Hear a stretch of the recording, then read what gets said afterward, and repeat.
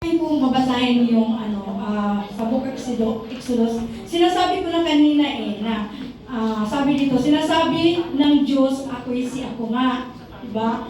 Sabihin mong sinugo ka, may ako nga. So, alam ko yung mga pastor ay God choose yun, no? Sinusugo kayo ng Panginoon. So, andun na yung heart sa bilang pastor. At alam ko ang Panginoon nag-ano doon. So, ito lang ang masasabi ko. Kasi alam ko lahat tayo mayroon tayong sinasabi ng Panginoon sa Panginoon, sa puso lang natin. Amen? Na sinasabi natin sa Panginoon na ito yung pinapamagatan ko, ikay aking pastor. Amen? Tumitingala sa putik bughaw na kalangitan. Tumingala sa inimahing likha ng kapaligiran. Amen? Tumingala sa punong pinagmamahal ng kaluwalhatian. Ay, hindi ako marunong. Ano letter A mo na meaning sa pastor? Ano yung A mo? Anong A mo? Anong A mo? Yun. Ito na nga, sa Exodus, sinasabi doon, ako nga, si Lord. Amen? Ito, sinasabi, hindi nyo na-gets. Sinasabi ko sa inyo, ako nga ang nagsugo. Amen? Ako nga. So, ang pangalan ng ating Panginoon, ako nga, sa letter A. Amen?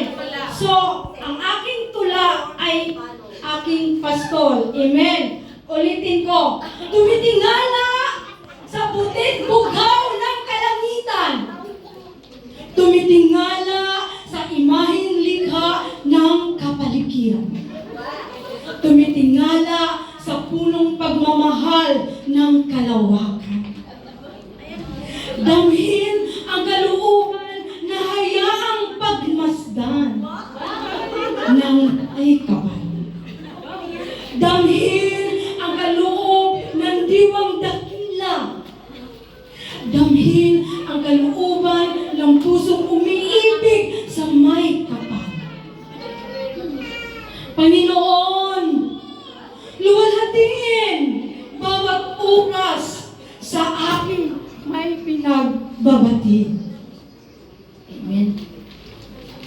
Panginoon, mahabagin bawat araw at sa aking lumahati.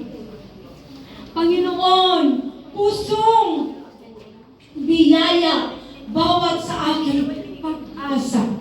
Amen.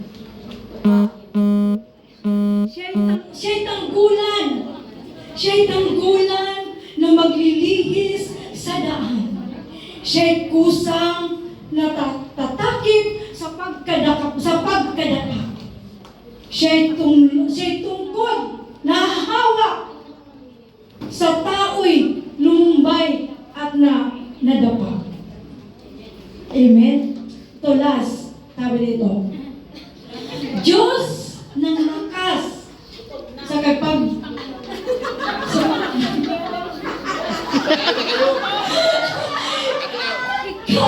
ikaw ay aking ilaw sa moob ng kadiliman. Ikaw ay aking daan tungo sa kaluwalhatian. Ikaw ang aking pastor at Panginoon habang buhay. Amen. Yan ako.